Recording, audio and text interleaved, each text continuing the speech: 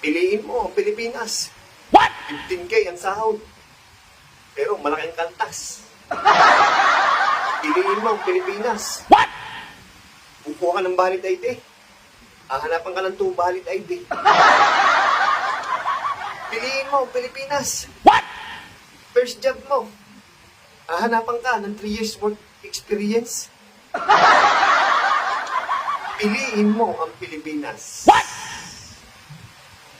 Kapag late ka, may kaltas ka.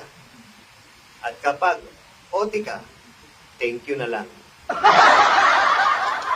Piliin mo ang Pilipinas. Job hiring ng waiter. Pero, hahanapan ka ng 4 years graduate with pleasing personality pa. Piliin mo ang Pilipinas.